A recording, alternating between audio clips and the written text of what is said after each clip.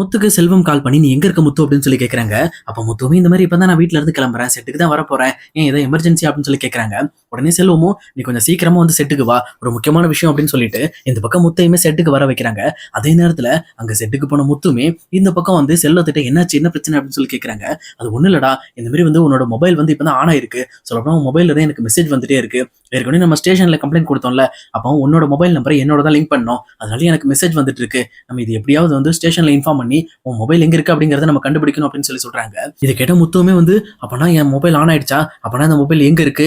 யார் வச்சிருக்கா? அப்படிங்கறத கண்டுபிடிச்சோம்னா கண்டிப்பா சத்யாவோட வீடியோவை யார் லீக் பண்ணா நமக்கு தெரிஞ்சிரும். அதுக்கப்புறம் அவங்கள நான் வச்சுக்கிறேன்." அப்படின்னு சொல்லிட்டு இங்க முத்துவுமே ஸ்டேஷன் போறதுக்காக கிளம்பிட்டு இருக்காரு. அதே நேரம் அந்த செட்லயே கார் ஓட்டுற இன்னொரு பையனும், "ஆனா இங்க பாரு, நான் இப்ப போலீஸ்ல போனா கண்டிப்பா கண்டுக்க மாட்டாங்க. அதே நேரம் எனக்கு தெரிஞ்ச ஃப்ரெண்ட் ஒருத்தன் இருக்கான். அவனை போய் பார்த்தோம் அப்படின்னா இந்த வந்து ஹேக்கிங் இந்த மாதிரி விஷயம்லாம் அவனுக்கு நல்லாவே தெரியும்னா, கண்டிப்பா நீங்க ஆல்ரெடி இவரோட மொபைல் நம்பரை உங்க போனோட லிங்க் பண்ணிருக்கீங்கல்ல, அதை வச்சு அவங்க அந்த போன் எங்க இருக்கு அப்படிங்கிற விஷயத்த லொகேஷன் மூலமா கண்டுபிடிச்சிடலாம். நம்ம அங்க போய் பார்க்கலாம்." அப்படின்னு சொல்லிட்டு இவங்க ஒரு பக்கம் முத்துவை கூட்டிட்டு டைரக்டா அந்த பையனையுமே பார்க்க போறாங்க. அதே நேரத்துல இன்னொரு பக்கம் அண்ணாமலை இந்த பக்கம் வேலையை முடிச்சுட்டு மறுபடியும் சரி அங்கிருந்து கிளம்பிடலாம் அப்படின்னு சொல்லிட்டு செக்யூரிட்டி சொல்லிட்டு அந்த லெக்சர் புக்லையும் சைன் பண்ணிட்டு அங்கிருந்து கிளம்புறாங்க. அப்ப அந்த செக்யூரிட்டியுமே அண்ணாமலையை கூப்பிட்டு, "சார் ஒண்ணும் இல்ல சார், உங்ககிட்ட ஒரு விஷயத்தை பத்தி பேசணும்." அப்படின்னு சொல்லிட்டு அண்ணாமலைகிட்ட கேட்கறாங்க. உடனே அவங்களுமே, "சரி சொல்லுங்க, என்ன விஷயம்?" அப்படின்னு சொல்லி கேட்கறாங்க. அப்ப கரெக்டா இந்த மாதிரி உங்களை பத்தி ஒரு பொண்ணு காலையில விசாரிச்சுச்சு. சொல்லப்போனா அந்த பொண்ணோட பையன் இந்த ஸ்கூல்ல தான் படிக்கிறான். நீங்க எப்படி இங்க வந்தீங்க, நீங்க இங்க என்ன பண்றீங்க அப்படிங்கிற விஷயம் எல்லாத்தையுமே டீடைலா கேட்டுட்டு போச்சு அப்படின்னு சொல்லி சொல்றாங்க. இது கேட்டு அண்ணாமலையுமே, "எனக்கு வேண்டப்பட்டவங்க யாரும் இங்க இல்ல கிடையாது. அப்புறம் எப்படி என்ன பத்தி விசாரிச்சிருப்பாங்க?" அப்படின்னு சொல்லி யோசிச்சு பாக்குறாரு. "சரி பரவாயில்ல, அடுத்த டைம் அந்த பொண்ணு வந்துச்சு அப்படின்னா என்ன கூப்பிட்டு கொஞ்சம் இன்ட்ரடியூஸ் பண்ணி விடுங்க." அப்படின்னு சொல்லி சொல்றாங்க. இது கேட்டோன்னா செக்ரட்டரியுமே, "கண்டிப்பாங்க, நான் கண்டிப்பா வந்தோன்னு சொல்றேன்." அப்படின்னு சொல்லிட்டு அவருமே இப்போ போல வேலையை பாக்குறாரு. இன்னொரு பக்கம் அண்ணாமலையுமே எங்க முத்து வர்றதுக்காக அவருமே ஸ்கூலுக்கு வெளியில போயிட்டு பக்கத்துல இருக்க டீ கடையில வெயிட் பண்ணிட்டு இருக்காரு. அப்ப எப்போ போல எங்க செக்யூரிட்டியுமே ஸ்கூல்லாம் முடிஞ்சு எல்லா பசங்களையும் கூட்டிட்டு போறப்போ இனிமே கிருஷ்ண கூப்பிட வராங்க. அப்ப ரோகிணியை பார்த்து செக்யூரிட்டியுமே, "மேடம் ஒரு நிமிஷம் உங்ககிட்ட நான் ஒன்னு கேட்கலாமா?" அப்படின்னு சொல்லிட்டு இந்த பக்கம் ரோகிணியை நிறுத்துறாங்க. நிறுத்தினது மட்டும் இல்லாம, "உங்களை பத்தி அண்ணாமலை கிட்ட சொன்னேன். அவர் வந்து உங்களை மீட் பண்ணணும்னு சொன்னாரு. நீங்க யாருன்னு தெரியலன்னாரு. நீங்க வேணா நாளைக்கு உங்க பையனை ஸ்கூலுக்கு விடும்போது வாங்க. கண்டிப்பா அவரை நான் வர சொல்றேன். நீங்க என்னன்னு பார்த்து பேசிக்கங்க." அப்படின்னு சொல்லி சொல்றாங்க. ஆனா இது கேட்ட ரோகிணியுமே, "எங்க அவர் யாருன்னே தெரியாது. சரி புதுசா இந்த ஸ்கூல்ல இருக்காருன்னு தான் விசாரிச்சேன். மத்தபடி எனக்கு அவருக்கு எந்த சம்பந்தமும் இல்ல." அப்படின்ட்டு கடகடன்னு சொல்லிட்டு அங்கிருந்து வேக வேகமா கிருஷ்ண கூட்டிட்டு கிளம்ப ஆரம்பிக்கிறாங்க. எங்க செக்யூரிட்டியுமே அவங்க எல்லாம் கிளம்புனதுக்கு அப்புறம் வெளியில வந்து பாக்குறாங்க. அப்பதான் ரைட் சைடு திரும்பி பார்த்தா இங்க டீ கடையில அண்ணாமலை நின்னுட்டு இருக்காரு. இதை பார்த்தோன்னா டைரக்டா அண்ணாமலைட்ட ஓடி போயிட்டு, "சார் இங்க பாருங்க, நான் காலையில சொன்னல அந்த பொண்ணு, அது இவங்க தான்." அப்படின்னு சொல்லிட்டு இங்க ஆட்டோல ரோகிணி ஏறத கை காட்டுறாங்க. இதை பார்த்தோன்னு இங்க பயங்கரமா ஷாக் ஆகிற அண்ணாமலை, உண்மையை சொல்ல போனா ரோகிணி கையில எங்க கிருஷ்ணையுமே பிடிச்சிட்டு ஆட்டோல ஏறுறாங்க. இதை பார்த்துட்டு எங்க செக்யூரிட்டியை பார்த்து, "நீங்க சொல்றது உண்மைதானா? இந்த மாதிரி அந்த பொண்ணு தான் என்ன பத்தி விசாரிச்சுச்சு?" அப்படின்னு சொல்லி கேட்கறாங்க. "ஆமா சார், அந்த பொண்ணு தான். இப்போ கூட அந்த பொண்ணுகிட்ட உங்களை பத்தி நான் சொன்னேன். இந்த மாதிரி நீங்க நாளைக்கு ஃப்ரீயா இருந்தா நீங்க பையனை விடுறப்ப சொல்லுங்க. அண்ணாமலை எங்க கிட்ட அக்கௌண்ட்ஸ் டிபார்ட்மெண்ட்ல ஒருத்தர் ஒர்க் பண்றாரு. அவர் உங்ககிட்ட பேசணும்னு சொன்னாருன்னு சொன்னேன். ஆனா அந்த பொண்ணு, நீங்க சொல்றாலாம் எனக்கு தெரியாது. அவர்கிட்ட எல்லாம் நான் பேசணுன்ற அவசியம் கிடையாது." அப்படின்னு சொல்லிட்டு என்கிட்ட ரொம்ப கோவமா பேசிட்டு போயிட்டாங்க அப்படின்னு சொல்லி சொல்றாங்க. இது கேட்டோன்னே இந்த பக்கம் ஒண்ணுமே புரியல.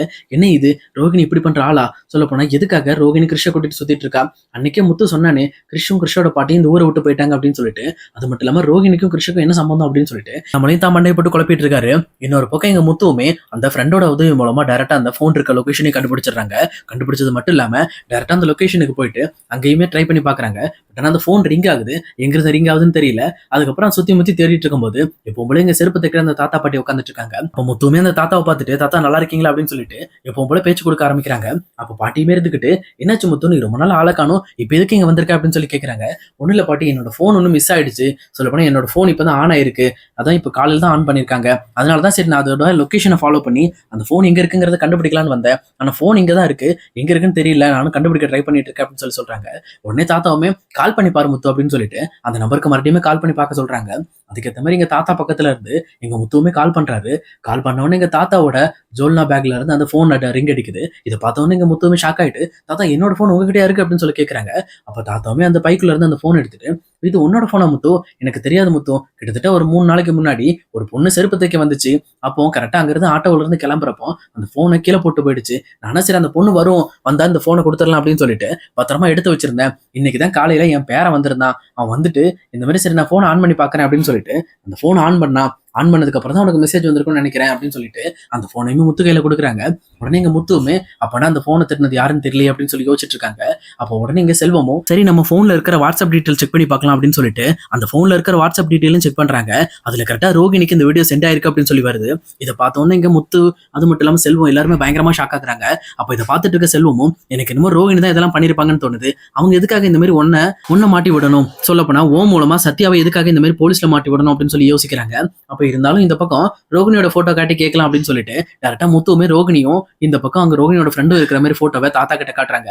அப்ப கரெக்டா தாத்தாவுமே இந்த பொண்ணு வரல முத்து, இந்த பொண்ணு பக்கத்துல இன்னொரு பொண்ணு இருக்கு பத்தியா, அந்த பொண்ணு தான் செருப்பு தைக்க வந்துச்சுன்னு சொல்லிட்டு எங்க ரோகிணியோட ஃப்ரெண்டா தான் சொல்றாங்க. இது கிட்ட எங்க முத்துக்குமே தெரிஞ்சிருது. அப்போ வித்யா தான் இந்த மாதிரி நம்ம போனை திருடி இருக்கா, திருடினது மட்டும் இல்லாம அந்த வீடியோவை ரோகிணி காமிச்சு இந்த மாதிரி சம்பந்தமே இல்லாம இங்க சத்யாவோட வீடியோவை வைரல் பண்ணிருக்காங்க அப்படின்னு சொல்லி புரிஞ்சுக்கிறாங்க. அதனால எதை பத்தியுமே யோசிக்காம முத்தும் செல்வமும் சேர்ந்துக்கிட்டு டைரக்டா இங்க வித்யாவை பாக்குறதுக்காக உங்களோட ஆபீஸ்க்கே போறாங்க. அங்க போயிட்டு வித்யா கிட்ட எதுக்காக வித்யா அப்படி ஒரு விஷயம் பண்ணீங்க அப்படின்னு சொல்லி கேட்கறாங்க. இங்க வித்யாக்குமே ஒன்றும் புரியாதனால என்னாச்சு முத்து, நான் கார் கூட ஆர்டர் போடலையா, அப்புறம் எதுக்காக என்கிட்ட வந்து இந்த விஷயத்தை பத்தி கேட்கறீங்க, என்ன விஷயம் அப்படின்னு சொல்லி கேட்கறாங்க. அப்ப எங்க முத்துவும் ரொம்ப கோபத்தோட நீங்க சத்யாவை பழி வாங்கணுங்கிறதுக்காக அவனோட வீடியோவை என் மொபைல்ல இருந்து ரோகிணிக்கு எதுக்காக அமிச்சிங்க அப்படின்னு சொல்லி கேட்கறாங்க. இது கேட்டவொடனே எங்க வித்யாக்கு புரிஞ்சிருது. அப்ப கண்டிப்பா தொலைஞ்சு போன போன் இங்க முத்து கையில கிடைச்சிருச்சு போல இருக்கு அப்படின்னு சொல்லிட்டு அப்ப வித்யாவும் வேற வழியே இல்லாம இங்க பாருங்க நான் அப்ரூவலா மாறிடுறேன், சொல்லப்போனா இதுக்கும் எனக்கு எந்த சம்மந்தமும் கிடையாது, ரோகிணி அந்த போனை கொண்டு வந்து என்கிட்ட கொடுத்தா வச்சிருக்க சொன்னா வச்சிருந்தேன் அவ்வளவுதான், மத்தபடி வேற எதுவும் எனக்கு தெரியாது, அது உங்க போனா அது எதுக்காக எடுத்தாங்கிற விஷயம்லாம் எனக்கு தெரியாது, நீங்க எதா இருந்தாலும் ரோகிணி கிட்ட கேட்டுங்க அப்படின்னு சொல்லிட்டு இங்க வித்யாவும் ஒரேடியா இங்க முத்துவை கட் பண்ணிடுறாங்க. அப்ப முத்துவுமே சரி ஓகே நாங்க இந்த மாதிரி நான் வீட்டுல போய் ரோகிணி கிட்ட கேட்டுக்கிறேன்ட்டு டேரக்டா வர்ற வழியில இங்க அண்ணாமலையை பிக்கப் பண்றதுக்காக அங்க ஸ்கூலுக்குமே வராரு. அங்க ஸ்கூலுக்கு வந்து அண்ணாமலையும் பிக்கப் பண்ணிட்டு டேரக்டா வீட்டுக்கு போயிட்டு இருக்காரு. அப்ப அங்க அண்ணாமலைகிட்ட இங்க நடந்த விஷயம் எல்லாத்தையுமே சொல்லிட்டு எனக்கு என்னமோ ரோகிணி மேல டவுட்டா இருக்குப்பா, ரோகிணி தான் இந்த மாதிரி என்னோட போனை திருடி இருக்காங்க, திருடினது மட்டும் இல்லாம இந்த மாதிரி சத்யாவோட பேரை கெடுக்கிறதுக்காகவே இந்த விஷயம் பண்ணிருக்காங்க அப்படின்னு சொல்லி சொல்றாங்க. இதை கேட்ட அண்ணாமலையுமே எந்த ஒரு ரியாக்ஷனுமே இல்லாம கார்ல உட்காந்துட்டு இருக்காங்க. ஏன்னா இவங்க இதுக்கு முன்னாடி இதை விட பெரிய விஷயம் ரோகிணி பண்ணதை பார்த்துட்டாங்க. அதை நினைச்சுதான் இங்க அண்ணாமலை யோசிச்சுட்டு இருக்காரு. அப்ப முத்துவுமே என்னாச்சுப்பா என்ன பிரச்சனை அப்படின்னு சொல்லி அண்ணாமலைகிட்ட கேட்கறாங்க. அப்ப அவருமே நீயாவது பரவாயில்லடா, இது வந்து போன் மேட்ரு, இந்த மாதிரி சத்யாவோட வாழ்க்கை மேட்ரு, ஆனா ரோகிணியோட நான் இப்போ ஒரு பெரிய விஷயத்த பார்த்தேன், அதை என்னால் நம்ப முடியல, ஒருவேளை ரோகிணி நம்ம கிட்ட ஏதோ முகமுடி போட்டுட்டு இருக்காங்கன்னு நினைக்கிறேன், அவங்க ஒரு வேற மாதிரி ஆள் போல இருக்கு அப்படின்னு சொல்லி யோசிக்கிறாங்க. அப்பதான் அங்க ஸ்கூல்ல நடந்த விஷயம் எல்லாத்தையுமே இங்க முத்துக்கிட்டே சொல்றாங்க. இது கேட்ட முத்துவுமே பயங்கரமா ஷாக் ஆயிட்டு அப்ப ரோகிணி கிருஷ்ண கூட்டிட்டு போனாங்களா, அது மட்டும் இல்லாம அந்த செக்யூரிட்டி இந்த மாதிரி ரோகிணி தான் வந்து அந்த கிருஷ்ணோட அம்மான்னு சொல்லி சொல்றாங்களா, என்ன இது ஒண்ணுமே புரியல அப்படின்னு சொல்லிட்டு இவங்களுமே ரொம்ப குழப்பத்தோடு இருக்காங்க. அப்ப இங்க முத்துவுமே இங்க பாருப்பா இந்த குழப்பத்தோட முடிவை இன்னைக்கே கொண்டு வந்துருவோம், ரோகிணி வீட்டுக்கு வந்ததுக்கு அப்புறம் இதை நம்ம வீட்டுல பேசி எதுக்காக இந்த மாதிரி ரோகிணி இப்படி பண்ணாங்க, அது மட்டும் இல்லாம என் போனை திருடி எதுக்காக சத்யாவை இந்த மாதிரி மாட்டி விட்டாங்க அப்படின்ற எல்லா விஷயத்தையும் அவங்க வயலே நம்ம கேட்டு தெரிஞ்சுக்குவோம், அப்பதான் நமக்கு ஒரு டீட்டெயில் கிடைக்கும் அப்படின்னு சொல்லிட்டு முத்து அண்ணாமலை வீட்டுக்கு போயிட்டு இருக்காங்க. ஆனா ரோகிணியுமே எப்பவும் போல கிருஷ்ண கொண்டு போய் அங்க வீட்டுல விட்டுட்டு அவங்க அம்மா கிட்டையும் சொல்லிட்டு அவங்களுமே டேரக்டா கிளம்பி இங்க மனோஜை பாக்குறதுக்காக அவங்களோட ஆஃபீஸ் போறாங்க. அங்க போயிட்டு மனோஜையும் பார்த்துட்டு அவங்க ரெண்டு பேரும் ஒன்னா சேர்ந்து இங்க வீட்டுக்கு வந்துட்டு இருக்காங்க. ஆனா இங்க வீட்டுல ரோகிணி எதிர்பார்க்காத மாதிரி ஒரு பயங்கரமான பிரளயம் காத்துட்டு இருக்கு. சொல்லப்போனா ரோகிணி யாருன்ற உண்மையை கிட்டத்தட்ட இங்க முத்து அண்ணாமலையும் ஒரே நாள்ல கண்டுபிடிச்சிட்டாங்க. அந்த உண்மையை மட்டும் வெளியில கொண்டு வந்தாங்க அப்படின்னா கண்டிப்பா அங்க ரோகிணியோட அட்டையெல்லாம் ஒரு முடிவுக்கு வந்துடும். அதோட முக்கியமா இந்த மாதிரி மனோஜுக்கு ரோகிணிக்கு ஏற்கனவே கல்யாணம் ஆகி ஒரு குழந்தை இருக்கிற விஷயம் தெரிஞ்சதுன்னா அவர் எப்படி இந்த விஷயத்த எடுத்துக்க போறாருன்னு தெரியல.